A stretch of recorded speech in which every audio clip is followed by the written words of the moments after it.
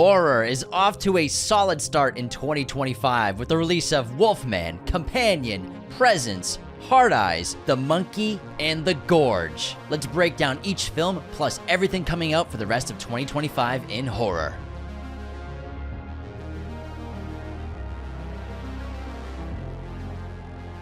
What's up, movie friends? Welcome back to Raiders of the Lost Podcast, the ultimate film and TV podcast. Horror is one of our favorite genres of all time, and we're off to a pretty good start in 2025, and there are exciting films on the slate for the rest of the year. But we've seen a bunch of the films in January and February, so we want to do a big breakdown of what we think the state of horror is. And right off the top of my head, I would say it's going pretty well. It's pretty good.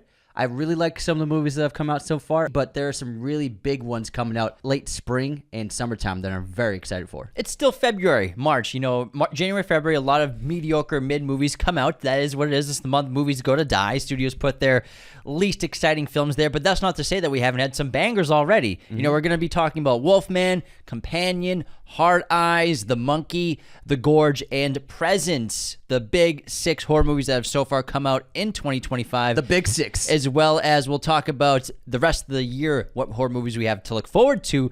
But so far, it's a pretty solid start. We have a mix of genres. We have like comedy horror happening here. We have gore horror stuff. We have a classic style slasher with Hard Eyes. We have a universal monster with Wolfman with a new interpretation of it. And we're going to break down little reviews of each one. We're going to break down audience reactions and how people are feeling about these films, as well as right now, how does horror feel? And since COVID, since lockdown, which is obviously a different era of movies, is why we always bring up that period, post 2020, 2022 is a phenomenal year of horror. That was such a great year, and I'm still waiting to get back to that slate. That was an absurd year for the genre, but I think we have a really good chance at matching that this year with the rest of the films coming out. But I've liked pretty much every one of these movies that I've seen in theaters, except for one or two. But for the majority of them, I thought they were really good. My favorite on the year right now of the horror genre so far is Companion. That's my number one for horror.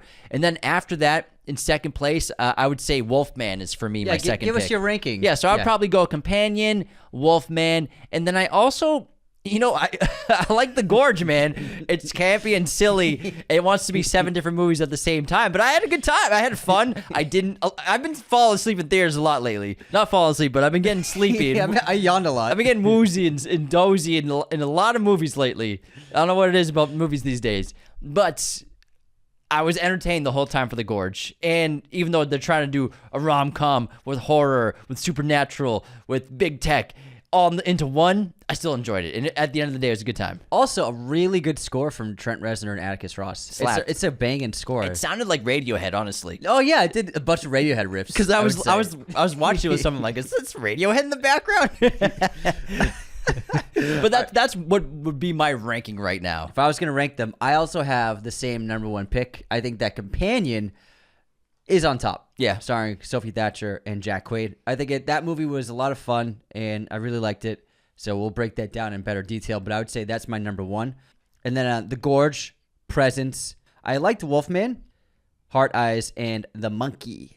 So those would be my top 6, my ranking of the 6 films released so far this year. Yeah, and I'm curious. And I just walked out of The Monkey. You did too. I saw it this morning. We both just walked out of The Monkey.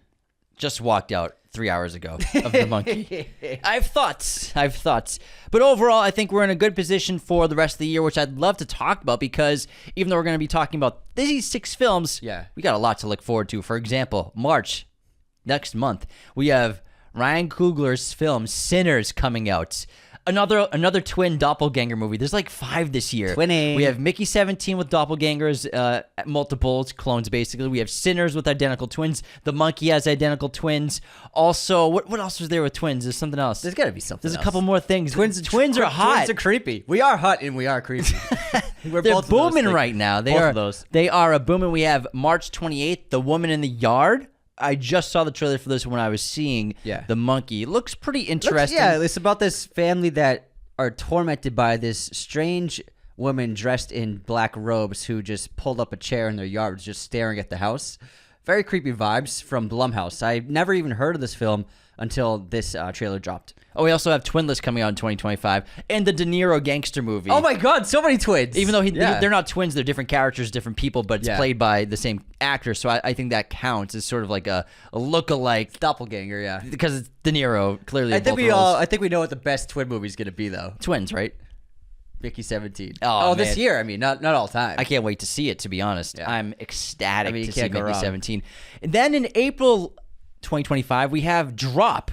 So this trailer dropped about a month ago. It looks pretty good. It's about this woman who goes on a first date with someone who is targeted by someone on her phone. She has to kill this guy on the first date or her child gets killed. And she's getting airdrops, she's getting messages, she's getting phone calls while they're at the bar. Kill this guy or else your family dies. If she was a less rude date, she would have never even seen the text. A less rude date? Yeah, who has their phone out on a date? Good point. Good point. Unless they broke the firewall of the silence. No, well, honestly, no. Well, here it is. That's actually, if you're a woman on a date, you should not be on silent mode for the first half hour. You got to feel it out. You got to be sure that this is the right spot. Sure. Plus, you also have that fake phone call, that fake text to make sure the date's going well. And you text your girlfriend to make sure you're all right. And hey, I'm here. I don't need rescuing. This guy isn't a creep. I don't need the fake. Oh, my cat's on fire. I got to go home right now. That happens to you a lot, doesn't it? Always. The cat's. It's always the cat's on fire. I don't know why. Girls gonna be better with their cats getting caught on fire. Y'all should be better. Yes, please be better with your cats. 16 dates left James this past year. I haven't even been on a date. All right, in April. Sorry, man. In a while, you have to go. First of all, you have to go on dates for that to happen. It took a second for that to register. A delayed laugh. Also, in April of this year, everybody's been waiting for The Strangers Chapter 2 after the great success of Strangers Chapter 1, and everyone loved that first movie. So yeah, they're expecting Lord of the Rings hype right now. We'll make 3 movies in less than a year. Let's go. For some reason, Peter Jackson turned it down. But May bouncing back hot, I hope, with Final Destination Bloodlines, which I'm hyped for, especially after revisiting the original a couple weeks ago. Ooh, looks good. I'm excited. I think it looks good. And then we're coming in real hot in June. On June 20th, 2025, 28 years later, drops. I cannot wait. It feels like they just fucking renounced this, man. It's crazy how fast they shot this. It's been like a year, man. No, it's been like 2 weeks. I've been waiting for this movie for my whole life, basically. And this is obviously Danny Boyle is returning with Alex Garland writing. And then we have an eclectic cast of great actors. I can't wait to see everybody in this film. Jodie Comer, Aaron Taylor-Johnson, Ralph Fiennes, Jack O'Connell, who hasn't even been revealed in the trailer. And also, Killian has not been confirmed to be attached to this film, by the way. He's in it. I believe he's in the sequel to this. He's in it. He's getting a post-credit scene. Or him and Captain America. Or a cameo. Him and he's going to catch the shield. All right. A week after the release of 28 Years Later, Megan 2.0 comes out from Blumhouse. Everybody who saw the film, I think, either was like, this kind of was really whack, or they loved it. Had a great Super Bowl reaction from its trailer, and Megan's back. People are excited. There's a fervent fan base for this movie. Oh, massive! Especially when I was at Halloween Horror Nights, Blumhouse had a whole attraction, but Megan's were running all over the fucking place. Yeah, people. I was honestly scared. Fans of Megan are passionate, so I expect this film to absolutely destroy the box office and really take a chunk out of 28 Years Later box office. It depends on, I think, if they remain PG-13 or not. They probably will, because the first film made so much money. Was it $200 million in the box office? About just under. It was like 180. PG-13 film. I doubt they'll go rated R. I haven't looked up whether or not it is, but I think they're going to stay PG-13, keep tapping into that teenage, young adult horror that Blumhouse is just demolishing right now and chewing up ticket sales with. Big time. Also, we've been waiting for this our whole lives. Been waiting. I Know What You Did Last Summer, number 8, whatever it is, the reboot remake coming soon in July. You got the title wrong. Say the title. Is that actually the title? I'll Never Forget What You Did Last Summer?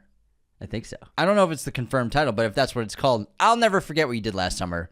July 18, 2025. I think I know what you did last summer. Everyone's coming back. Plus, they'll probably have young stars who will take it over. But do you want to see this?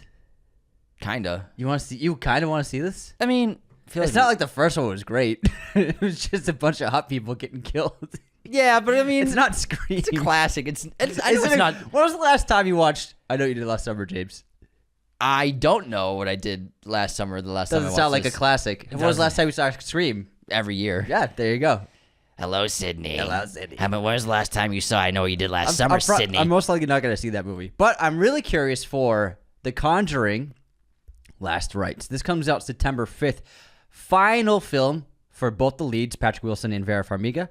Directed by Michael Chavez, but still written and produced by James Wan.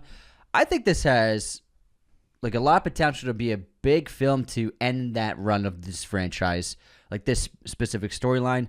I think Farmiga and Wilson are fantastic together. That's why they've made 4 films and people just want more of them. I think they're really dynamic on screen. And I think the Conjuring franchise is actually, if you're going to say, the strongest running horror franchise of the modern era. Yeah, absolutely. I can't think of one that's like better in terms of quality, surprising stories, great gore, great scares. I think that The Conjuring is a very strong franchise. Yeah, especially because each one's a different story in a lot of ways. They connect them with motifs in specific situations.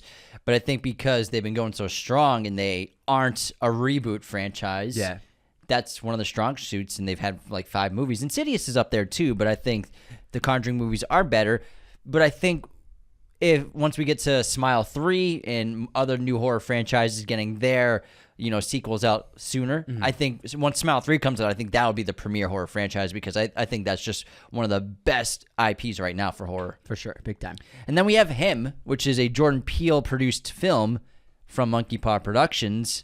It's about it's a psychological horror film about a young athlete who's going to train with an older former athlete who's retired or retiring.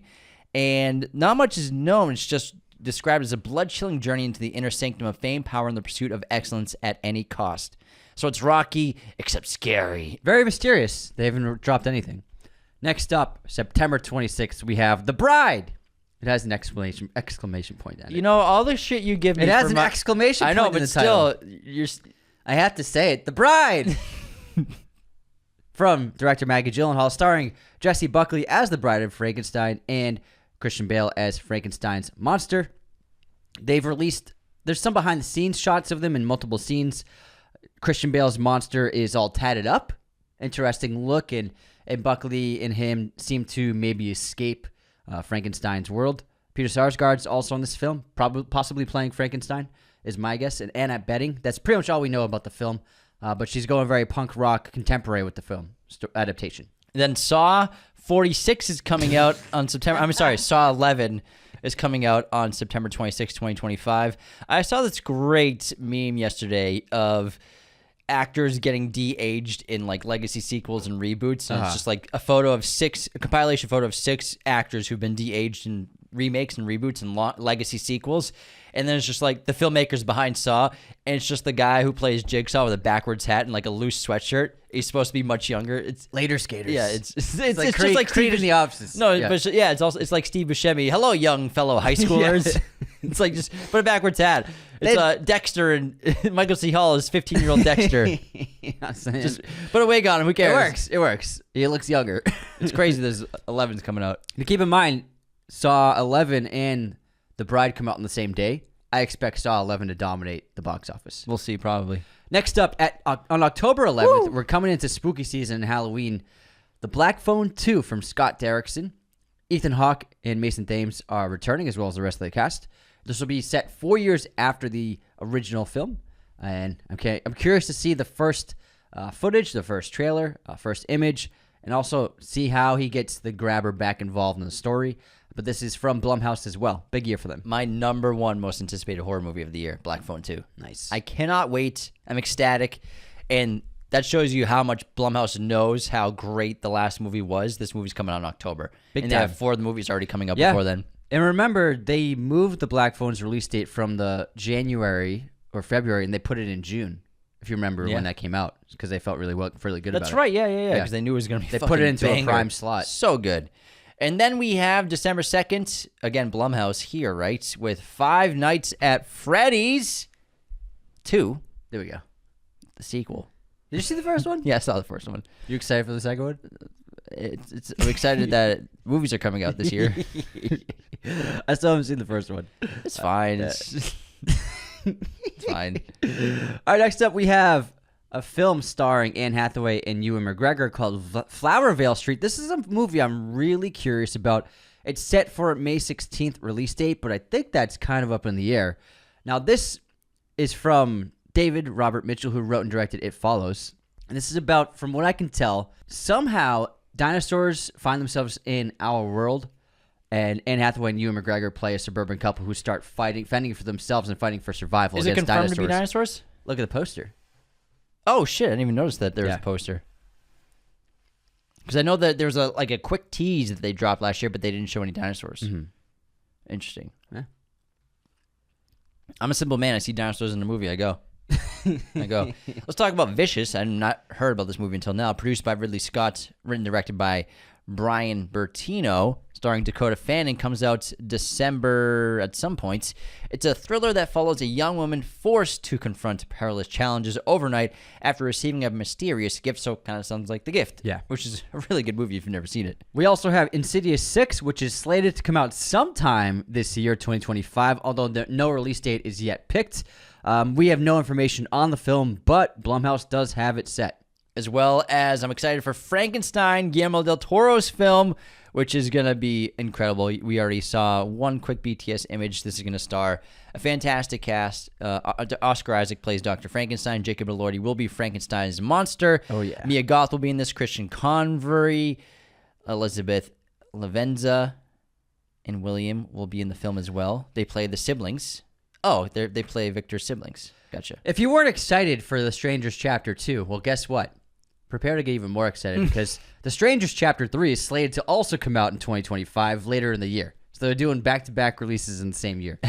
So if you were thirsty and hungry for more Strangers, be excited. Also, Bring Her Back. That's Yes. coming out in 2025. Yeah, May 2025. This is the latest release from the Philippou brothers who wrote and directed Talk to Me, Danny and Michael, produced by A24 again. Now, this is just got its first trailer released last week. It looks really interesting. Looks very artistic. Looks very eerie. And that's one I'm also looking for. I believe there's also... wait, no, that's not it. Never mind. We got Anaconda, starring Paul Rudd. Is that even going to be a horror and movie? Jack Black. I mean, I'm sure they're going to get... people are going to get eaten by snakes, bro. I feel like it's just going to be Jumanji tone. Maybe. We'll see. We'll see. I think it's going to be Jumanji We'll tone. see. Nobody has seen any footage of this yet. This is scheduled to be released, Anaconda, on Christmas Day. Yeah, I don't know about that. I think it's gonna be a family movie. Yeah.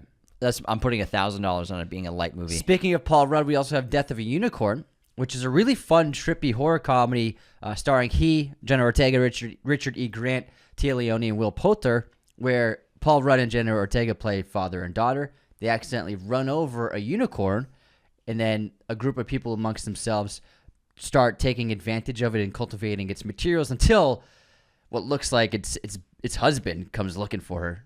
This big bad I unicorn. doubt they're married. I would go with mate, Anthony. Mate. It's cuter if they're husband and wife. Their mate, this big, huge unicorn starts killing people. It looks. I mean, honestly, I thought the concept was weird, but the trailer kind of works. I gotta Trailer's say, good. I gotta say, the trailer works. We also have some more horror movies coming out. King Spawn from Todd McFarlane. Oh, it's animated. If it comes out. We have Fair Street Prom Queen. The new Fair Street movie's coming out. Predator Badlands is supposed to come out this year. They don't have a release date yet, but starring Elle Fanning from Dan Trachtenberg, who directed Prey. This is going to be the live-action sequel, not one of the animated ones. The Poonaverse, there's going to be multiple this year. Yes. They have Monsters Assemble, Pinocchio Unstrung, Peter Pan's Neverland Nightmare, Popeye the Slayer Man. So they have several that they're going to be dropping right in this month, in this year, which is pretty funny. Also, for fans of the anthology horror film VHS 8 is slated to come out this year. No release date has yet been selected by the studio, though. As well as The Damned. What's The Damned? That already came out. Okay, that came out. Yeah. Oh, yeah, in January. The Ritual, I think that's coming out eventually as well, from David Medell, a horror film directed that he co-wrote. Let's see what else I think that's pretty much it. Yeah. Oh, Until Dawn, of course. Until Dawn comes out pretty soon, actually. What's Until Dawn? That's the video game adaptation. You haven't seen the trailer? So these group of kids relive the same night over and over again. Oh, yeah. One of them's looking for their sister. The slasher that one. comes out in April. Okay, copy that. That one, I think, has a lot of potential to be good. I really do. We'll see. So, yeah, there's quite a few horror movies to look There's a forward lot to. of horror. There is. I love the horror genre, so I hope I have high hopes for a lot of these. I think there are a lot of films that have a great amount of potential for 2025. All right, let's get into our movies, though. Yes. And how about we start reviewing Wolfman? Yes. Written and directed by Lee Wannell, as well. His partner was a co-writer on this. IMDb, it's a 5.6. Rotten Tomatoes, 50% critic, 56% audience score. Letterboxd was a 2.6. Not well liked around the board. Budget of $25 million. This really probably maybe broke even with $34 million once you factor in ticket sales. Splits plus marketing, so it might have been in the red. Who knows? But it's about this character named Blake and his family who are attacked by an unseen animal and in desperate escape barricade themselves inside a farmhouse as the creature prowls the perimeter. As the night stretches on, however, Blake begins to behave strangely, transforming into something unrecognizable that soon jeopardizes his wife and daughter. This is the first horror movie I saw of 2025, and we got to see it actually pretty early in December before it even came out. I like this movie.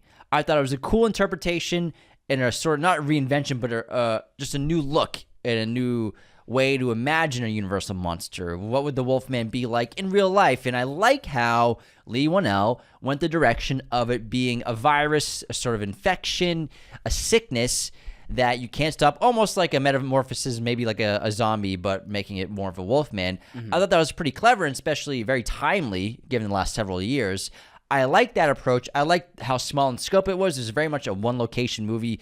I think he did a great job playing with the lighting, playing with dilations of effects and time and consciousness depending on which character you are, especially when Blake's going through his metamorphosis and physicality transformations, becoming the werewolf over time.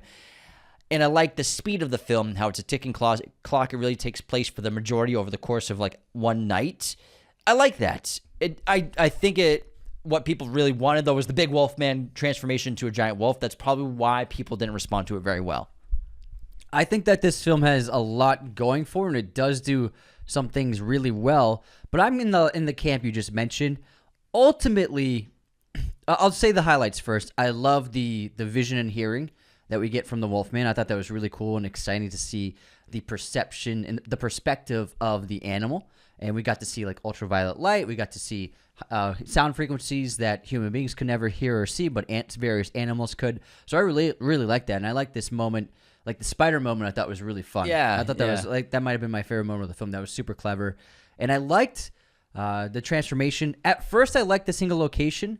However, I do think that I'll disagree. I don't think this film. I don't think it's a speedy film. I think that it actually slows down a lot to the detriment of the overall arc. And I would say it starts out really well with a great first act, but when we're in the house for an hour or so, I was feeling it, and I really wanted to leave the house. And ultimately, I like the new take on the Wolfman design, but I was hoping for more of a beast and a lot more hair.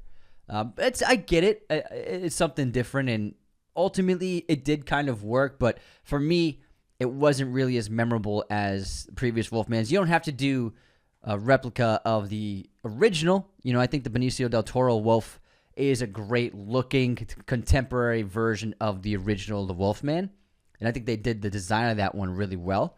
And I really like the lichens in the Underworld series for design of werewolves. And American, and they're massive in that. Yeah, An American Werewolf in London really feels like an animal.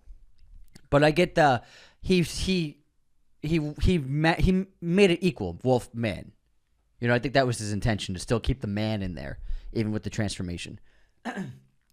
I did like a lot of it. But that some of it, I predicted the twist with who the other Wolfman was. Yeah, I didn't see that coming. I that was my first guess. I was like, oh, that's who it is. So when that twist was revealed, I was like, I already guessed it. But if you didn't guess it, that's good, because then that means plenty of other people probably didn't see that coming. I liked it. Maybe I'm just an idiot. No, you're not an idiot. You're just like in it. You're invested. I was with the man. The cast did a good job. I think Christopher Abbott's fantastic, and Julia Garner and the young actress to play their daughter.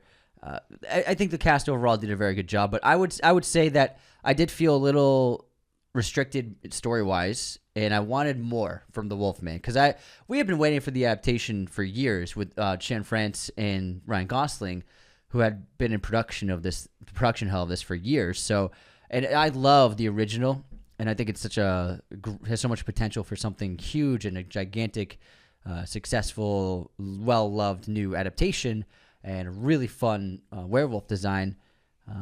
I don't think that it totally hit the mark. However, we are getting a new take on a werewolf coming maybe in 2 years with Eggers, so I'm looking forward to seeing what he does with a werewolf.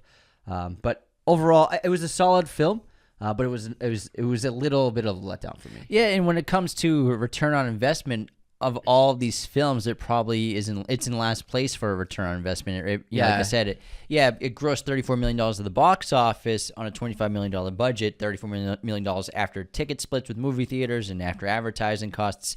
It might not have even broken even, which is pretty rare for Blumhouse to do on their horror movies because they generally do really well. I bet. I think for me, the greatest strength for the film is the sound design, and the filmmaking is really good, but the sound design in particular was used so creatively and so cleverly in this movie. Even things like Andy brought up the spider, the garbage disposal was one of my favorite sound design tricks they did to make you, like, leading up to he hasn't really started transforming yet for the audience, but like, what's this weird crazy sound? It's like, oh, it's just the garbage disposal. Yeah. So I think it's one of those movies, if you saw it in a theater with good sound, you really had an enhanced experience. And it's one of those movies that gets overlooked award season because it's about a werewolf, so people aren't going to talk about the technical categories to it, really, even though this was one of the better movies, I think, when it comes to sound mix, sound design of the year. That's a great point. I think we saw it in a Dolby theater. It sounded great. We did. Yeah, it sounded really good.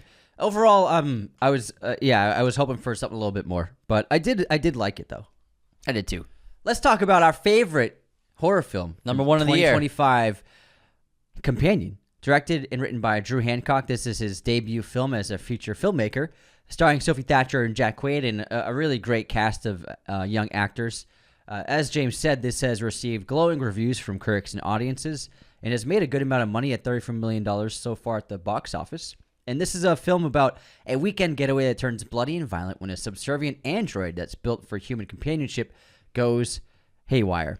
I thought this movie was really light, really silly, gory, and a lot of fun, and had some very smart elements to it. Had a couple of really good twists. Overall, it's not a perfect film, but I thought this movie was just very entertaining, and I saw it with a good crowd. We were all giggling, we were all laughing at the right moments. I think pretty much most of the comedy really worked, and then there were some good shocks and some good violence and gore. And I thought, in terms of like AI movies, recent years, this is up there for like just one of the better ones because they're usually not very good. But I think that Drew Hancock did a great job. He wrote a really fun script. And I overall had just a really fun time, and I was blown away by Sophie Thatcher and by Jack Quaid. I think they did an excellent job. The year of Jack Quaid, man. He's got 2 leading roles early this year, plus The Boys 5 this summer. Whew, dude's taking off. He has 2 posters at the movie theater. Yeah, right it's now. Crazy. And he had a Super Bowl commercial. Yeah, it's so cool. Now, I enjoyed the hell out of Companion, and I think it does have one glaring con that I'll talk about in a minute. Mm-hmm. But overall, it feels like movies that I really love in a great way. It harkens to Ex Machina, Terminator 2. Yeah. And I love those movies. I love science fiction. And I like how you brought up AI because a lot of AI movies have been making me roll my eyes, especially even like the titles or the trailers. But this one didn't because it made sense. And I love the concept of a companion droid, which I'm sure will exist, or probably already starts to exist, but a more advanced model like this existing pretty damn soon, maybe in the next 20 years. But let's speed it up for a movie for time's sake and make it more entertaining. I thought it worked really well. And I like also how this movie has a great twist that you don't see coming, where you see what the real plot's about. I won't spoil that for people who haven't seen it yet, but when you really understand what the movie's truly about and what the characters are doing, it's really clever to have this android here for this getaway, for this situation, because it's sort of going to be a get out of jail free card for whatever they want to do in a lot of ways. Because to them, this being, this companion, this robot doesn't exist as a human, doesn't have a soul to them. So they treated it poorly. But also, the movie bends the line of whether or not you can have a relationship with an android, whether it's acceptable or not. I think that was a great metaphor for social dynamics in our world and hierarchies and classism. Like, should you date this kind of person because of this, or it's frowned upon to date that kind of person because of that. I think they're tapping into that for sure with this movie Companion. It's funny at times in the right moments. It's like the perfect amount of funny. It's silly funny. Yeah. The characters are all landing their lines. All the jokes pretty much landed in the theater when I saw it at the packed theater. I thought it was very entertaining, very silly, but there is a con. And the con to Companion is you pretty much know what's going to happen at the end of the movie. And it's a similar con to Brave New World. I was watching Brave New World, just kind of knowing how it's going to end, and you're just sitting there waiting for that moment to come. I felt the same thing with Companion for a good amount of it. I was entertained. The nonlinear storytelling helps sway that away from you for the most parts. Yeah. So you're not really thinking about it. But once you're building up towards the end, you kind of know how it's going to end because we've seen so many movies like this, so many good for her movies. We sort of know what the last 5 minutes are going to be, which is fine. It was still a very entertaining ride. And by the end of the movie, I was like, oh, yeah, it's exactly what I wasn't upset about it. But I was like, yeah, I figured that's what was going to happen. I know that's going to happen. So for me, that takes away some of the suspense and some of the stakes when you kind of have a character you know is going to win in a lot of ways. Yeah, I would say for me, the lack of stakes is the perfect way for me to describe the issue with the film and what kept it from being great. Because it had potential to be like really awesome. But I will say I didn't feel any actual stakes for our lead character. And for me, that's just like, I was watching the movie and I'm like, I already know what's going to happen. And it did happen, like you just said. And so, and I mean, this kind of genre is becoming, there are archetypes and there are story structures that just keep getting repeated in a way. And so that kind of takes away like the ability of like something being surprising. Yeah. I will say I was hoping for something more bombastic in the end. But overall, I liked it. I liked the structure as well. I think the nonlinear storytelling was very clever, as well done. The kills are really good. Yeah. And they foreshadowed a great kill multiple times with a specific object. I won't say what it is. But then when it's used for a kill, I was like, this is awesome. This is so cool. So great gore, great kills, great acting all around. Thatcher, Jack Quaid, just two rising stars right now, and I'm happy for them. And this movie did such a great job at the box office. Had a great marketing campaign as well. I think it's the best of the year so far when it comes to the horror genre. And when I look at all these movies, for me personally, it's the only one that I see in the near future rewatching. Sure, yeah. I like to gauge a movie whether or not I'm gonna rewatch it or not, whether meaning it's gonna be great or a movie that I'd be really into. Yeah. And I think of all the movies on this list, that's the only one that comes to mind. We're like, yeah, I'd watch that again within the next year for sure. I would rent that at Vidiots. Say I agree. I gotta say I agree with that. Now let's talk about a film we actually just saw today, The Monkey. Is that The Monkey? That's not all it sounds like, honestly. Directed and written by Osgood Perkins, an adaptation of a short story from Stephen King, so it's the first Stephen King movie of the year. There'll be 74 more as the year goes on. As James said earlier, it's got lukewarm response, 3.0 on Letterboxd, 6.6 on IMDb, and 77% on Rotten Tomatoes. Although it is profitable, it made $14 million in its opening weekend domestic on a $10 million budget. So you can bet your ass this movie's going to make a lot of money for Neon. Nice success. I love Neon. I love what they're doing with all their films. I think they're my favorite in a smaller studio at the moment. And the Monkey was pretty good. That was my Letterboxd review. It was pretty good. I gotta say I didn't have high expectations walking into it. I like Osgood Perkins. It's a good movie. It's got some really silly, fun, zany, comedic moments that I cackled a few times. There were some good jokes here. There were some good kills. And I did like some of it. I will say Theo James, he's very good in the role. But he's so handsome. It's like hard taking him seriously. He is very handsome. How do you take this guy seriously as like a bumbling loner who can't even works at a talk to grocery anyone. store. Yeah, he's too handsome, man. He is so handsome. I'm just like, Jesus, look at this fucking guy. When he was he's a grocery store clerk. I'm like, he should just go be a model. Yeah, or something. just be a model, man. But I will say they did say one of the characters did call him pretty twice. So like at least they got that in. He's a very good looking guy. He's a very, very handsome guy. So it took a little time. He does a good job in his performance, but like it's like hard to imagine that guy sounds like this and is like so out of control of doing anything in his life. He's super. It's like what did I just watch recently? Where they just put glasses on the guy to make him seem nerdy, but it's like the guy's so handsome, like he doesn't. It's tough to You can't make him look nerdy. Sea of Trees. Oh, Sea of Trees, yeah. really good Gus Van Sant movie. I just watched it for the first time a few days ago. I highly recommend it. Did you watch it with Mom? Yeah. You watched a movie about committing suicide in the forest with It's not Mom? about committing suicide. It's about understanding that life's worth living, Anthony. Oh, you're right. That you're right. is the You're right. top tone. He's there to commit You're right. suicide, but it's about understanding I can move on. Yeah. It's a great movie. It's very emotional. But it's McConaughey, but they try to make him a very dorky like professor with glasses and tucked in shirts constantly. Nothing wrong with tucked in shirts. I have a tucked in shirt right now. But I'm like at the same time, it's like it's fucking a tan McConaughey. The guy's a stud with biceps. He's not huge in it, but it's like you can do the best you can. Yeah. But it's kind of like Superman putting glasses Theo on. James has a frame with this movie. Theo James- he's The problem with it he's is fit. you can't light him poorly. He just looks good in every lighting. Now Theo James, his looks aside, he did a really good job. He's awesome in the movie, playing yeah. two roles. And Very funny. He played he played twins, and he really made them feel very different. And the young actor did a good job too. Yeah. The young actor did a great job differentiating the personalities of the two kids. I thought he was outstanding for. That's a hard role to play and to pull off believably, and he did a great job. Definitely didn't use real twins because they're not ever in the same shot. No, at the yeah, same yeah, time. they're definitely the same person. And the monkey was good. It was fun. I thought the first scene was the best scene. Me too. It's so good. It opens with Adam Scott in this great cameo, and it's a really fun opener to basically set up the world. However, and that scene was fun. It was great tension, great suspense. A ridiculous moment happens, gory, funny. I was like, cool, this looks great. And then another 20 minutes happens, and I'm just like, oh, we lost that thunder. We lost that juice. Yeah, we got it back I still here. think he had it for Yeah. the first like 40 minutes. I was so in. I was locked in the first act for sure, but I will say the middle act and the third act did fall off. It didn't quite stick its landings when it set things up.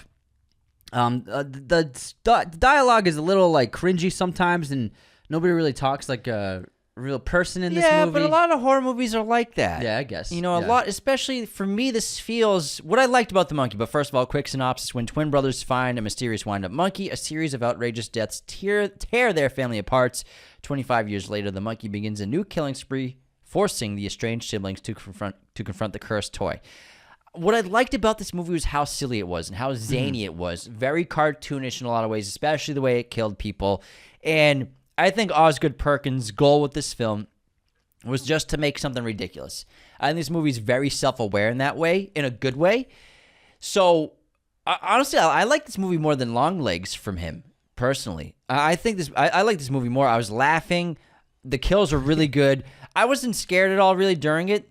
So that's one of my cons with a lot of contemporary it's horror not movies. a scary movie. A lot of horror movies these days haven't been very scary for me. You're right. And I like to be scared in the theater, and I'm pretty easy to scare, as you know. I will squirm, like in my chair, like a fucking cockroach, just like freaking out. You're right. A lot of films rely on either gore of like a needle or a knife slicing flesh. But it's not like horror films are rarely like scary anymore. Yeah, I miss being scared, and yeah, I didn't get scared at all during this movie, but I think it was meant to be just be more fun and silly. I mean, the opening kill shows you exactly what this movie's going to be, and that's the direction it's going.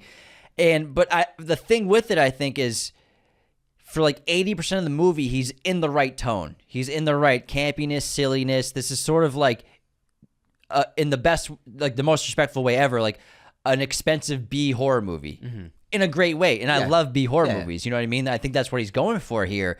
But then at times it tries to go a serious route. And it's like, can you do both at the same time? Does it work? It doesn't work in every scene, if that makes sense. But overall, I think it was really solid. And like I said, I liked it more than Longlegs. I connected to it more. And I like horror movies that have an artifact. whether it's a doll or a specific weapon. Cabin in the Woods is a great example of artifacts, or they're just making fun of artifacts in horror movies. But I like when there's an artifact or a doll. It adds to the creepiness level for me. I was surprised how much we stayed with the kids. Yeah. Because the trailer does not give that away. We were with the kids for quite a while. Mm-hmm. It's a twin movie, so I was like, this is a twin relationship, but dialed to 1,000. Yeah. It's a little too far in terms of being a dick. But it's like the school bully in a movie. Yeah. In a way. It's like a little too much. But that's the tone. I think when you understand the tone of the monkey and you understand what Osgood's going for with this, then the movie really works. And for me, that's how it works. Is I understand, all right, this is a zany, cartoonish horror movie. Mm-hmm. It's a B movie with a B horror movie from the 80s with a huge budget and really good filmmaking. The script isn't perfect. The dialogue's not perfect, but I mean, that's the whole tone. And I think that's the point. Yeah, and I did like the monkey. I think it was great design. Very talented drummer. Yeah, he's a great drummer. He's great tempo. I want to go to Hibachi ASAP, but I also don't want to go to Hibachi ASAP, if you know what I mean. That Hibachi chef was trying to get laid. Yeah, overall, it was a pretty good time. I will say it was a pretty good time, and the music was great and helped with that silly tone. And they tried to make Theo James a little ugly with the other character, but it didn't quite work with the mullet and pale skin. But he's still very handsome. It's amazing. Like, there's nothing you can do to that guy can make him look ugly. Unfortunately, they tried their best, but I was really surprised by his performance. I think he did a great job. He's awesome. He's absolutely phenomenal. He's really good at it. But there are a lot of moments where you're like, but then you understand it's a cartoon. That's the way I'm looking at it. It's a horror cartoon movie. All right, great director cameo though. Yeah. Excellent, excellent great director cameo. Let's head to our intermission, and then once we get back, we'll talk about Heart Eyes. We'll also talk about The Gorge and Presence. And before we continue, the best way to support Raiders of the Lost Podcast, it is to become a patron at patreon.com/Raiders of the Lost Podcast.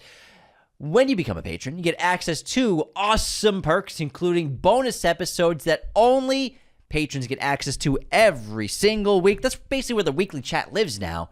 Not to mention, get access to the ad-free version of every single goddamn episode we make. But for as little as $10 for an annual membership, you get access for all 12 months. Just $10. Another great way to support the show. You know how to do it. It's leave those 5-star ratings and reviews on Spotify and Apple. These are integral to our show to get seen by new listeners, to add reputability to our channel so that people be like, you know what? They got 50,000 subscribers on YouTube. They got over 3,000 ratings on Apple and Spotify. I might have to give these guys a listen. I might have to give them a shot. And they do. Sharing is the other great way to support our show. Word of mouth is the best way for a podcast to grow organically. So share our episodes, share our TikTok clips, our Instagram videos, our YouTube videos. Share everything with everyone you know right now. Thank you. This episode is sponsored by our friends went at off the deep end there. movieposters.com. The number one place to get your posters online today. Be sure to use our promo code Raiders10 at movieposters.com. That gets 10% off your order immediately. They have a huge selection of pretty much every movie and TV show imaginable in their poster library, as well as all sorts of sizes, framing, and even backlighting for your poster needs. They have everything from your favorite modern blockbuster to your favorite Hollywood classic. Horror films, international films, you name it, they got it. They even have really cool collector's items like lobby cards of classic films, as well as original movie poster prints of many posters. Get these while you can and build your collection as a cinephile collector. Again, go to movieposters.com for all of your poster needs and use our promo code Raiders10. That will get you 10% off your order immediately. All right, let's get into our intermission, Anthony, and start with Cinephile, the card game I lose to Anthony every single episode, where each card has a different actor or actress, and we have to go back and forth naming movies from their filmography until someone can't anymore. I just pulled Michael B. Jordan. Nice. What a great actor. Okay. Creed. What can't we say? You can't say Creed. And I'm going to go first this time. You always go first. Okay. Fruitvale Station. Creed 2. Creed 3. Black Panther. What should I go with? Why did my brain just shut off? Is he in Wakanda Forever? No. He's got a cameo, doesn't he? Oh, yeah, he has a cameo. Wakanda Forever. God damn it, motherfucker. I'm blanking on Michael B. I'm blanking on him. Shit. You can't say The Wire. I wasn't gonna. Just Mercy. God damn it. We were just talking about that in a recent episode. Michael B. Jordan. I feel like he hasn't been in that. I feel like he hasn't done that many movies. Yeah. Not when you think about it. Wow, I'm out. I'm taking up too much time. Hardball. Oh, yeah. Oh, my God. What a pull. Oh, man. Hold on, let's pull up Michael B's filmography. I'm telling y'all, this game is harder than it looks and sounds. Michael B. Jordan. People are probably screaming at their car radios right now. Let's see. Not that many movies. Not that many movies. He's done a good amount of TV. Yeah. Fantastic Four. Oh, my gosh. Oh, yeah. But, I mean, he's not in that many films. Let's see. He's in Chronicle. Remember Chronicle? Oh, yeah, he's one of the superhero kids. films. That's right, Chronicle. Red Tails, Fahrenheit 451. That's a TV show, isn't it? Red Tails? No, that was a movie. Fahrenheit. No, that was a TV movie on Max. Oh, okay. I thought that was a TV show. Nah. Yeah, not that. Oh, Journal for Jordan. That was the Denzel movie. Yeah. Wow. He did a lot of TV. Holy crap. He's been in a ton of shows. After the Wire, All My Children, CSI, Without a Trace, Blackout, Cold Case, Burn Notice, Pastor Brown, The Assistants, Bones, Law and Order, Criminal Intent, Lie to Me, Friday Night Lights, Parenthood. Holy crap, he's been in a lot of TV shows. Wow. House. Oh, man. Hardball. That'll make you cry. Good catch, man. Well, I was trying to think. You're right. He hasn't been in a ton of movies. Yeah. Without Remorse. That was the Amazon one I was trying to think of. I was trying to think of like the Jack Ryan kind of movie, but I can't remember what it's called. Yeah, I guess he hasn't been in as many movies as you think. He's just been in several big movies. That's why. Interesting. Yeah. All right, Anthony. Let's start with our trivia contests. What do you got? And begin with our movie quote competition for our intermission. Here we go. I had another Liam Neeson nightmare. I kidnapped his daughter, and he just wasn't having it. They made 3 of those movies. At some point, you have to wonder if he's just a bad dad. Is that Ryan Reynolds talking? Yeah. It's Deadpool? Yeah. I tried to kind of do a Ryan Reynolds impression. That's good. Or here's 2 people talking. Power is when we have every justification to kill, and we don't. You think that's power? That's what the Emperor said. A man stole something. He's brought him before the Emperor. He throws himself down on the ground. He begs for mercy. He knows he's going to die, and the Emperor pardons him. This worthless man, he lets him go. I think you're drunk. No, that's power. That is power. Hero? No. I don't know. Schindler's List. Where he's trying to convince Amon Goth to stop killing Jews in the camp. Haven't seen it in a while. Oh, so good. Guess this movie release year, friendo. Train to Busan. 2018. 2016. Wow, old movie. What year did Schindler's List come out? Same year as Jurassic Park, right? What's that? 1993. Correctamundo. 1993. He knows his Spielberg dates. Sure do. All right, Ethy, I have a fun pop quiz question for you. Let's hear it. Can you name all of the movies where Joseph Gordon-Levitt has played a real-life person? Lincoln. 1. Joseph Gordon-Levitt. Real life. Oh, the what's that movie called? He played that whistleblower, the CIA whistleblower. What's his name? NSA, sorry. What's that guy's fucking name? The movie's the last name of that guy. Yep, sure is. Whatever's. I can't remember that. Oh, it's such a famous story, too. Yeah, like 8 years ago. It's still impacting our world today. I know, I get it. Hold on. There's got to be more than that. There is. Gordon-Levitt. Real people. You did this with Tom Hanks last week. It's fun, right? Yeah, it's a brain buster. Hold on. Again, bear with me because it took me a minute to pull out some Tom Hanks. Hey, man, you got like 9 Tom Hanks out of 13 last time. You did a good job. Thanks, man. I don't think I would do it. It's definitely less than that, though. Oh, yeah. There's 5. The cancer one, 50-50. 2. Nice. All right. Getting there. Angels in the Outfield. Yeah, he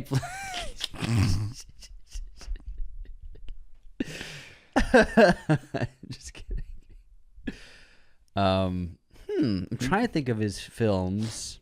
You're gonna beat yourself up with one of them. Joseph Gordon-Levitt, real life people. You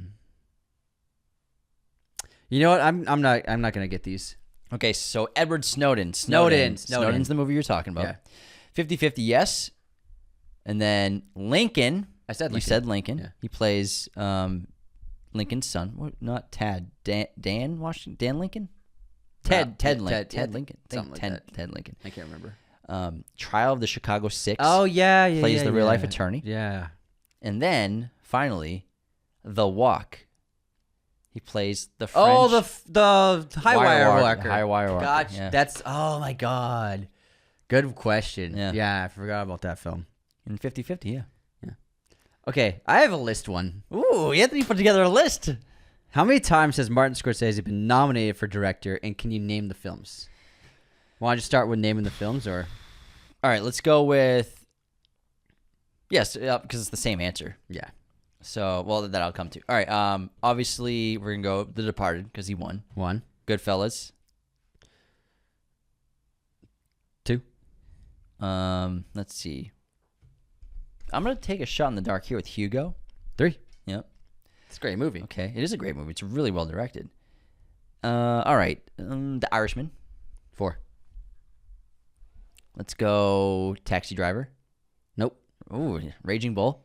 5. Crazy doesn't get nominated for Taxi Driver. Casino.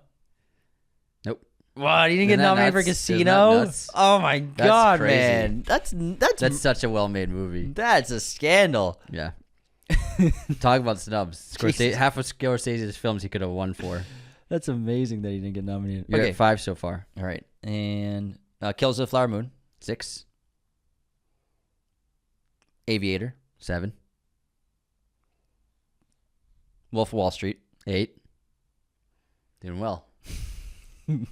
2 more. Gangs of New York. 9. 1 more. Which one's it gonna be? You can do it.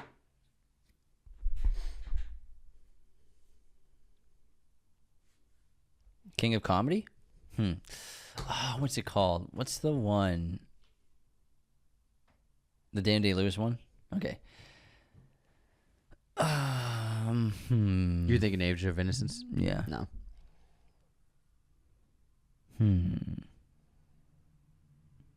Shutter Island? Nope. Is it the one with the young prince? That one? No.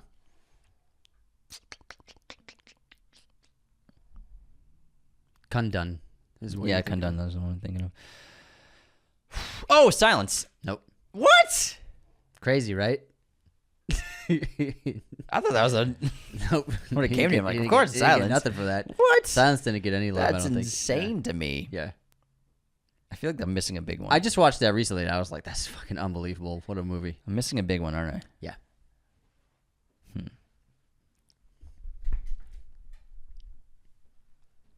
I'll get there. We don't got all day though. All right, just tell me then. Last Temptation. Damn it. Yeah. I just watched that last year too. Oh, nice. Isn't Ginger Keitel funny? Yeah.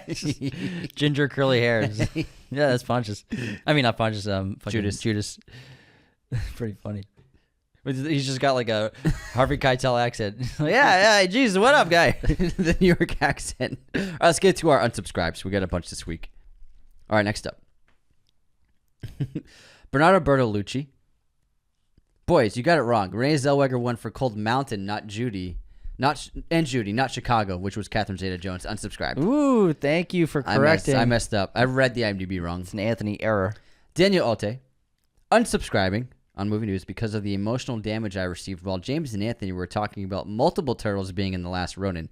So stoked for this film, but man, hearing the idea of multiple turtles being in it made me feel deep sorrow as a fan of the comics. It's not a spoiler, but man, it's in the title, Last Ronin. So there's just one? Raph. Oh, it's just Raph? Yeah. Oh, sign me the fuck up. Unsubscribed. That's I'm James's so turtle. ready to go. That's James's turtle. Raph's my guy, man. Yeah, it's just Raphael. All right, next up. Everyone's favorite comic nerd. What? No First Man for Gosling? Unsubscribed for Oscar snub. Yeah. I think he's great in that movie, yeah. He's fantastic in that movie. Evan Smith. Dang, James took my slap heard around the world comment Unsubscribed. Suffer You the- stole it. Habdidi. Guys, please, what is this background song track on our Anton Sugar clip? I've been searching for ages. Also great content, unsubscribe. It's like this this song on TikTok. It's like the cat meowing spooky song. It's like meow, meow. What? It's on the Anton Sugar clip. But I use that on TikTok, and it's a spooky cat song. Which Anton Sugar clip? Is It's- it the The coin toss. Oh, okay. Yeah. But I don't even think it's on TikTok So anymore. you did a music of a crying cat. It's like it's spooky effects laden cats I'm just messing meowing. with you, yeah. It sounds spooky. That's why I chose it. It clearly worked because it got a lot of views. Next up, Gone on Holiday by mistake. I wish I knew how to unsubscribe you, Brokeback Mountain. That's great. Chelsea Ferguson, New Moon Part 1 and Part 2, unsubscribed. It's Breaking Dawn. Yeah, we didn't really. I thought you were looking at IMDb. That's why I trusted you. I wasn't. Oh, I thought you like Googled it. No. I was just fucking just going for it, man. Norman Clickbaits. At 22 minutes, just two brothers elaborately joking about blowing loads. What is this? White Lotus Season 3, Episode 1? Unsubscribed, indubitably. Caleb, Anthony spoiling Cat for me when I'm seeing it on Sunday. Unsubscribed, WTF. Sorry, bud. It's okay. It's not that great of a movie. Miko King, unsubscribed for butchering his name and calling him an Ewan. Ewan. Yeah. Ewan. Yeah. Joshua Patrick on the social network. Anthony and Irish names. Even It though was you. It was you. It was you. You were No. I always say Ewan right. like Ewan McGregor. Yeah. You When- said Ewan When? on Letterboxd Recap. Yeah. Yeah. I know it's Ewan. I know it's Ewan. What Letterboxd recap episode was this? The last one. When did I say Ewan McGregor? You said Ewan. No, but like when did I bring that up? I don't know. Ask Miko. Miko, I'm gonna have to re-listen to that episode. I would never pronounce my man's name wrong. Joshua Patrick on social network. Had to follow you boys on Facebook after listening to this episode, but now I may have to unsubscribe on all other platforms. I like that one. Connor Wilkins, can you please do a Braveheart episode? If you say no, I'll have to unsubscribe. We should. Absolutely. I love Braveheart. Ba-ba-ba-ba. DJ Kit Kat. Down with Love is one of my favorites. Kudos for saying it's an homage to 60s rom-coms. But I'm unsubscribing since you didn't mention Tony Randall's cameo when he was in so many of those comedies. And I replied, I had no idea. Sorry. I'll do better. Please do, Anthony. Brady Thurman. The day that I resubscribe is the day that the word Messiah has two Z's instead of two S's. You keep calling it dude Messiah. It's just the Boston in me, man. It's the Boston. Sorry. Okay. Arabella Mason. Okay, I was willing to ignore this the first few times, but when James keeps saying antimantium instead of adamantium, What? Tisk tisk tisk. I fear the spirit of the unsubscribed may be near. I thought I said adamantium. Totally fine. I guess not. Also, as a diehard Marvel fan, I was so excited for this movie, but I cannot lie. Y'all really stayed with everything I was thinking after watching this. Like, what even happened? For Brave New World. Soph, there's no point in saying spoilers once you've already said the spoiler, Anthony. Thanks for that. I forgive you, though. I won't unsubscribe. I know you do that. You always do that. So funny. Major Don'ts. 15 minutes discussing the missed bullet in Captain America 4. Unsubscribe. And I was right the whole time. Yeah, we'll get into those. Jokes, but what I understood is he missed on purpose because Stern wanted Ross to transform, putting him in a stressful situation. I get it now. Yep. Ibarra, unsubscribe for your review of the Social Network. 1 million out of 10. A million isn't cool. You know what's cool? A billion. That was my Letterboxd review. Captain Ninja, Sidewing. His name is Redwing. Unsubscribed. The little bot. What did I call him? Sidewing? I couldn't fucking remember. You're just man. making it up. Bro, I was fighting sleep for that whole movie. Whenever there wasn't an action scene, I was like, what is happening? Brian Patak. You forgot about Helena Bonham Carter's most epic role for a cinephile. Terminator Salvation. she's the program. Yeah. Unsubscribed. I'll be back. Our best role ever. Oh my god. In y'all's case, if you don't get over 50,000 subscribers without having a few unsubscribes. It's true. Okay, Clemstone, record scratch on Social Network. Timberlake's best role is this? Have we forgotten the glorious New North thriller In Time? But that's a unsubscribe. In Time, I have mixed feelings about. It's all right. I think it had a great idea, but they Yeah, ended up just it's not alright. landing it. Dave Ruck Ridrums. Whoa, Zuck invented Facebook. Thanks for the spoiler alert. Unsubscribe. Brody, nobody calls it V4. People call it four-cylinder. Unsubscribe for your lack of car knowledge, you baboons. Oh my god. Nash, finally the moment we've all been waiting for, the Social Network episode. And to think, I forgot my Prada at the cleaners along with my unsubscribed flip-flops, you pretentious douchebags. That's great. Luke Taylor, if I trusted you guys more, I'd have thought you didn't mention Fight Club for Helena Bonham Carter because of the first rule of Fight Club. But as I believe you guys simply forgot, I must unsubscribe. We couldn't say it. It was in the card.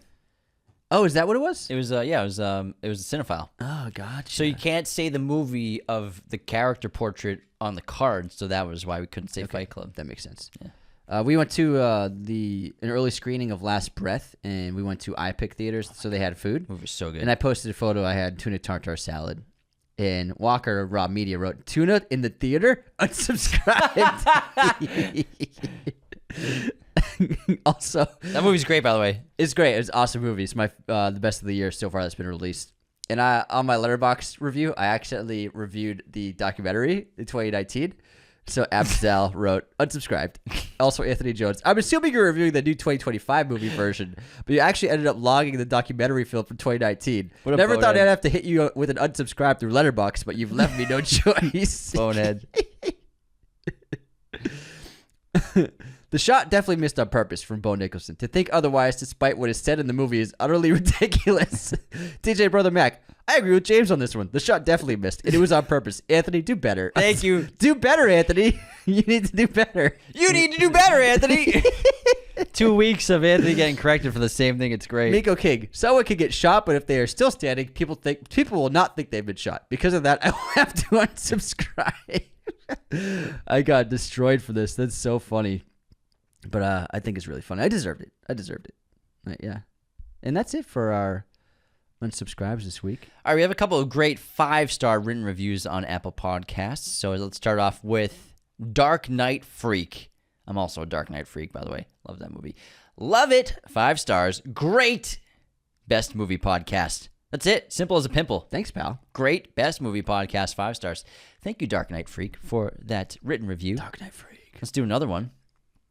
From Zane Jira, or Yira, sorry if I'm pronouncing that last one wrong. 5 stars times 5. Nice. For the headline. Anthony and James get me through my long rides to work, constantly shouting out, "Film boy!" or unsubscribe with them in my car. The banter and humor these two bring along with their knowledge of movies makes Raiders of the Lost podcast the best movie and TV show podcast of all time. If you love movies, This is the podcast for you. Zane, thank you so much. I'm so happy to hear that we're cruising in the car with you on those long drives to work, and you enjoy our bickering. We appreciate you all so much. So Dark Knight Freak and Zane, thank you so much for those written reviews on Apple Podcasts. Anyone can leave a written review. If you do, I will read it on the show, and you will be immortalized forever on our show. Anthony, what is your streaming recommendation for this week? Paul Thomas Anderson's Inherent Vice is now on Max. I love that movie. Alfonso Cuarón's Y Tu Mamá También's on Hulu. Wow. That's my They have pretty good movie selection now. Hulu, yeah. I went on it the other day. It's not bad. Disney's got a lot of money. It's not bad. But Y Tu Mamá También, fantastic coming-of-age film with undertones of social classism. Oh, yeah. Great undertones. And it's an Okie afterbirth. An all-time lady in that movie, too. She's great. James is in love. Huh? James is in love. Yeah, I am. All right, let's get back into our episode and let's get into Heart Eyes, the Valentine's Day horror movie that came out just a couple weeks ago. Directed by Josh Rubin. IMDb, it's a 6.5. Rotten Tomatoes, 81% critic score, 78% audience score. Letterboxd, it's a 3.0. Budget of $18 million. It grossed $28 million at the box office. A masked maniac with glowing red heart eyes returns every Valentine's Day to slaughter unsuspecting couples. When a cynical executive and her hopelessly romantic colleague become the next target, they decide to fight back and end the reign of terror. I gotta say, it's pretty mind-blowing seeing Devin Sawa and Jordan Brewster in a movie in 2025. Yeah, it's nuts. Like, 'cause we grew up with them in a lot of movies we liked as kids. Yeah, Devin Sawa was the guy from Final Destination. And Idle Hands. Yeah, I didn't even realize it was him while I was watching the movie until I looked up the movie later and was logging in on Letterboxd. I'm like, that was Devin Sawa? Holy crap. Yeah. Because he kind of just disappeared from movies for a while. Not everyone... It doesn't work out for everyone. Because he didn't get the sequel to Final Destination. Yeah. So Hard Eyes, I went into this movie expecting with good expectations. Like me, I was like, I'm excited about this movie. It looks cool. We have the potential for a new slasher. Hard Eyes could be, a franchise going forward. And I was honestly disappointed by this film. It was okay, and I was with pretty much a full crowd. I'm telling you, man, not a single joke landed in the audience. Not at moments it was cringy. Mm-hmm. Now, I think the character design of Hard Eyes is awesome.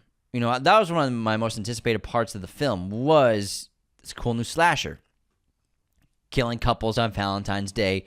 It's crazy morbid, but, it works. It's, let's tap into the holidays like Thanksgiving did. We've had Christmas horror movies. Why not? I'm sure we'll get the Easter Bunny in a couple years for a horror movie. We'll see. But overall, I was let down by this film. My expectations were pretty high, and it just didn't meet them at all. And I was, from the opening of the movie, I was with a couple people, and we were kind of looking at each other like, should we leave? A little let down. The story was not that great. The dialogue wasn't great. The characters weren't great. I was honestly very bored for a lot of the movie. And, I don't like to talk badly about films, but that's just my honest opinion. I wanted to really enjoy this movie. I was excited about it. I was in the theater. I got my popcorn. I was ready to rock and roll. But overall, it was a bit of a letdown. And I think the actors are good. I didn't realize that the main guy in this movie is from Scream. It's Cuba Gooding Jr.'s son. Oh, my... What? Oh, my God. Was Matthew Gooding? Is that his name? He's good. He's definitely got leading man potential for sure. Oh, Olivia Holt was solid too as the lead in this movie. But at the end of the day, even though I was talking about how I liked the monkey because of the campiness, the silliness, the zaniness, the cartoonish behavior of the characters in the story, Hard Eyes, it's got all that in there, but it just doesn't work for me. It didn't work because they're going too realistic at times, too corny, too campy, too slapstick, but then being serious at the same time. I just didn't connect with the story. I didn't connect with the characters. Didn't connect with the screenplay.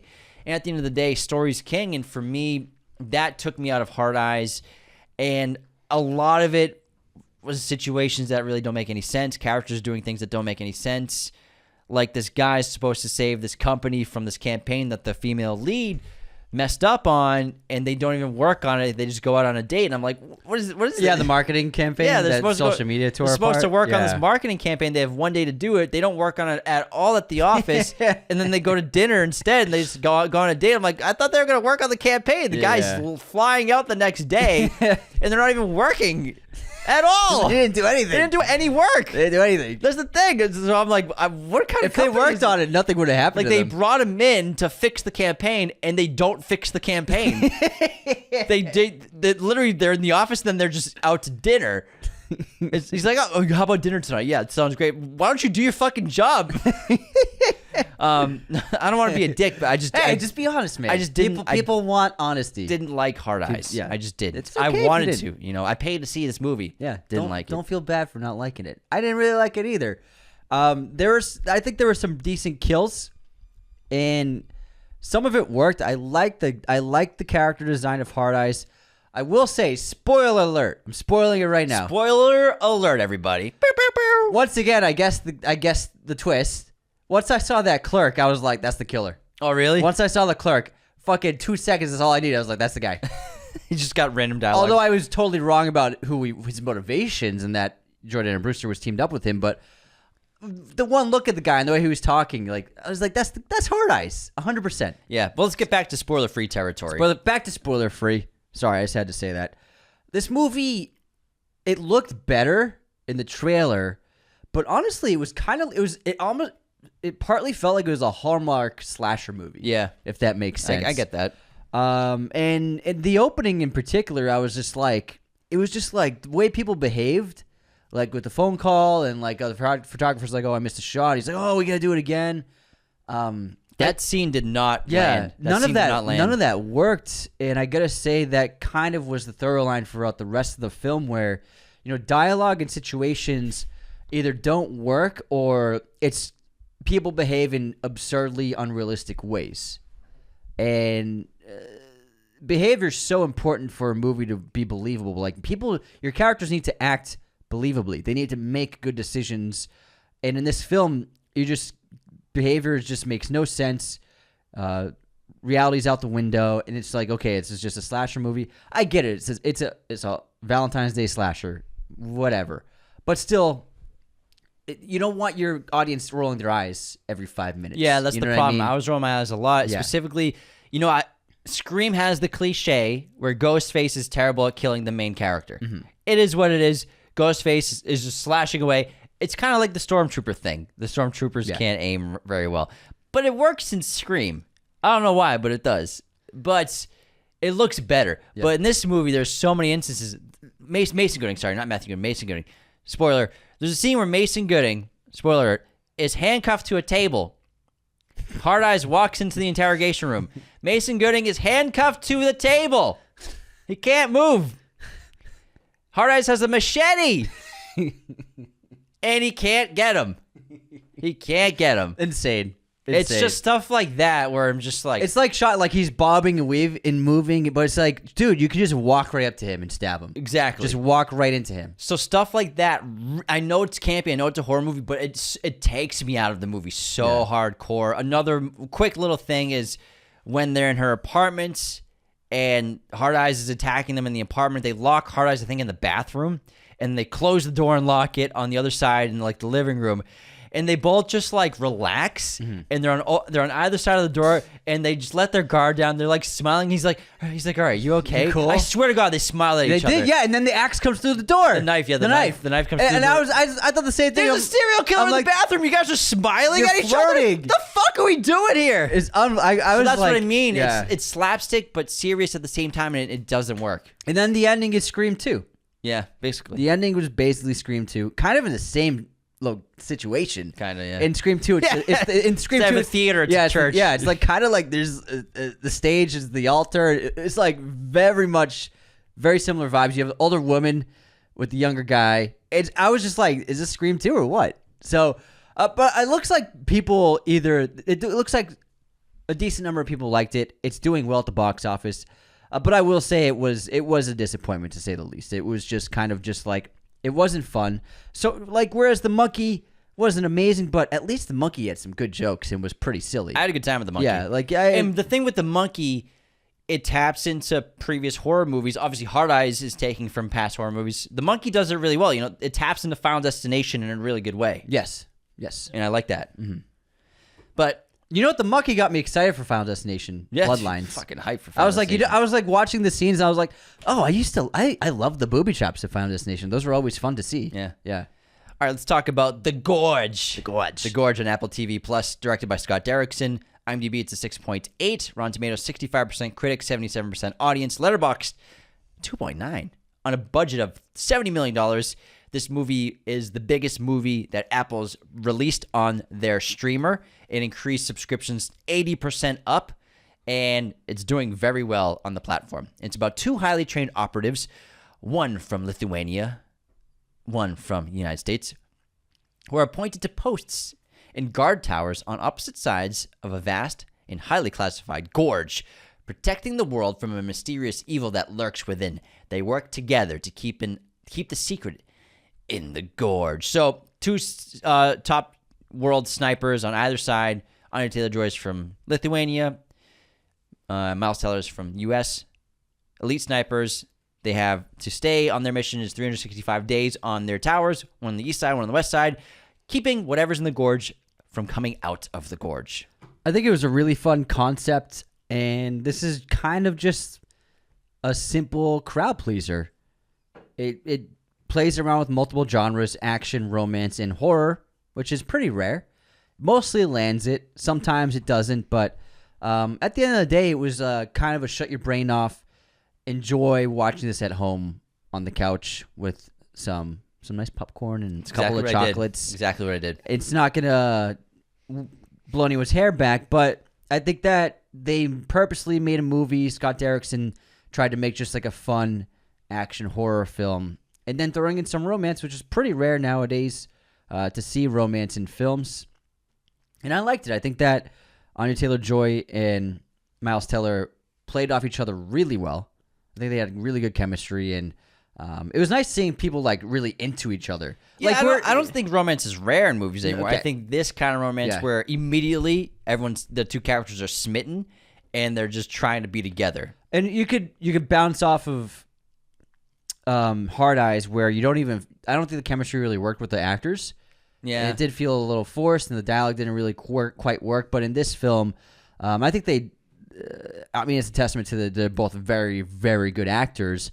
But I felt the chemistry, and I felt like they both really liked each other. And I liked they have that dance scene with that controlled camera that moves around. I thought that was a really fun little bit in the film that I wasn't expecting. So I think there's a lot of things in the film that worked.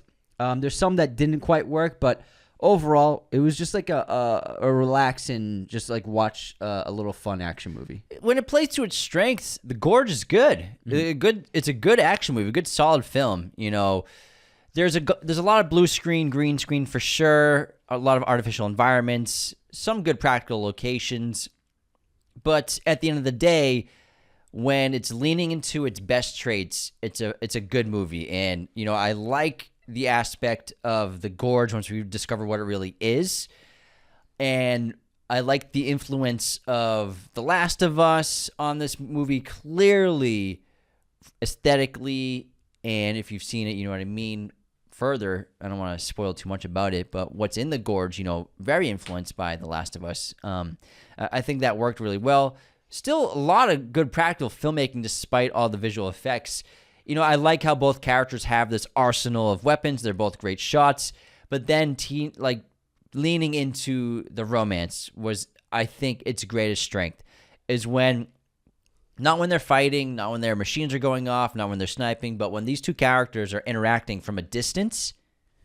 My favorite part of the movie. It was really, really entertaining, very endearing, and I wanted them to meet so bad. Obviously, they do meet. It's great how they do. You know, he's just like, fuck it. Shoots a bazooka zip line across the gorge and just shimmies away. It's really cool. It's in the trailer, by the way. So I liked, and then the anticipation building for when they finally meet. It's very cute and endearing, and I think they're just both very talented actors who, you know, good paycheck, working for Apple TV Plus. Let's have some fun, make a cool action movie. I think that's at the end of the day, that's all the goal was. And the supernatural stuff, the horror stuff did work to an extent. It felt like Last of Us and Annihilation in a lot of ways. Yeah. Alex Garland's with like film the nature. Annihilation. Yeah, don't spoil too much. But what's in the gorge, when I first saw what was in the gorge, I was ecstatic. I was like, oh shit! It's this kind of movie. Mm-hmm. Got me so hyped. There's plenty of things that don't make a ton of sense. You know, we have this gorge that's like multiple kilometers, and we just have two people in towers. Just two people. I mean, at some point, they're going to have to sleep. At some point, you know, they're going to be distracted with other things. They can't watch the gorge constantly. So from a logistical standpoint, they don't have a great plan at keeping the gorge contained. But at the end of the day, throughout the course of the film, you learn that all these defensive parameters aren't actually that effective. So then it's like, shouldn't you get some more people in there? Just a couple more? Maybe rotation of 3. At least like 3. Rotation of 3. At least 8-hour 3. shifts. I mean, you might have a better chance. So at the end of the day, it's one of those head scratches like, should you have more people there? Yeah. But they're trying to keep it very top secret. You know, you understand that. Sigourney Weaver's in this movie in a role that's very meh. Very meh role, especially for her. But at the end of the day, I watched The Gorge. I went into it just like, fuck it. Let's see how this is. And I left the movie. Yeah, it was pretty good. Yeah. Pretty good time. pretty. When shit's hitting the fan, it's pretty fun. But I think the romance is the best part. All right, let's move on to the last film on our list from Steven Soderbergh. We just watched Ocean's 11 with Mom last night. Oh man, it's so good. Mom was just like, I don't know who's the best looking in this film. You have Brad Pitt, you have George Clooney, you have Andy Garcia. She was just like, I don't know who. I think she said Andy Garcia is her favorite. Once he came on screen, she was like, oh my God.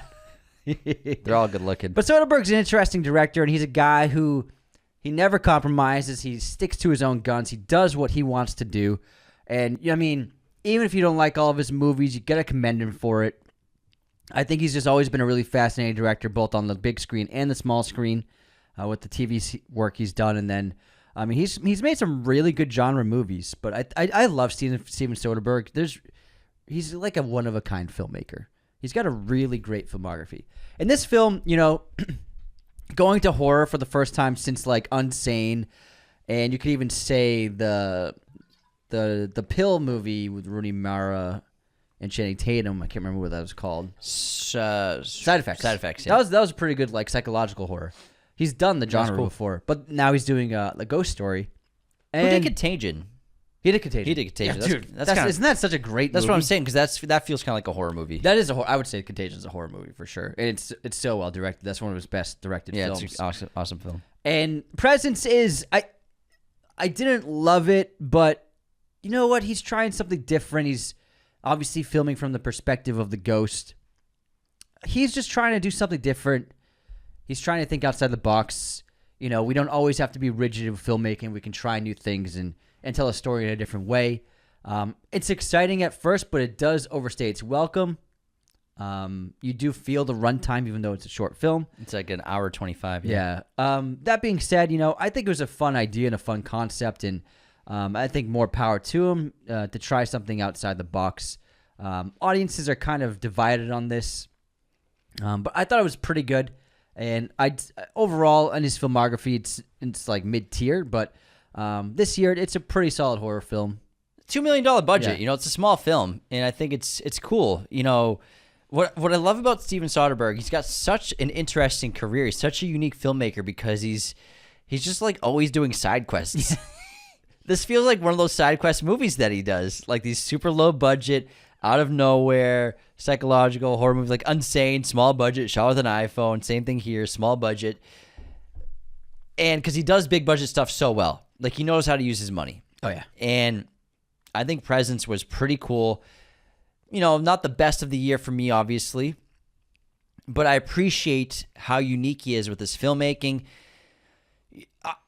Part of me going into it, I was so excited to see this perspective of the entity. You know, what's it like to watch a movie from a different perspective, not from the characters themselves? You know, you're watching it from a supernatural entity. But then when you're watching, you're like, oh, this is not boring, but it's like, all right, not much going on. You're just watching this family. All right.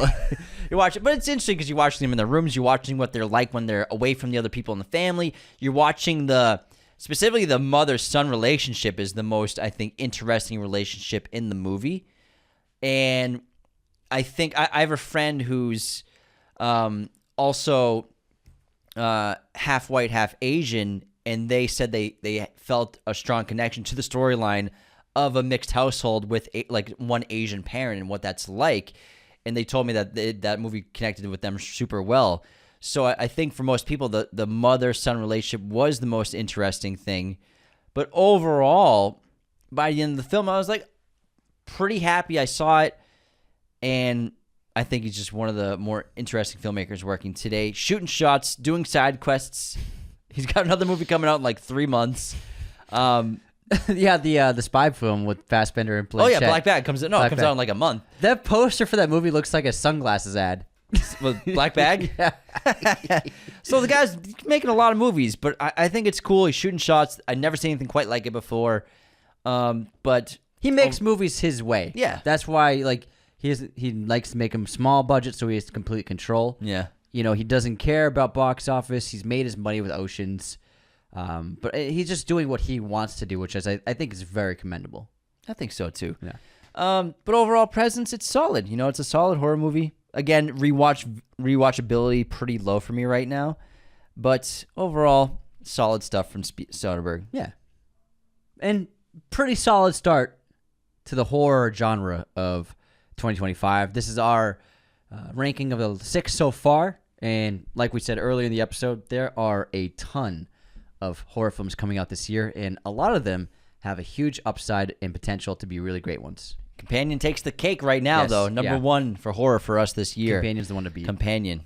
And we'll see what happens next month when Sinners comes out.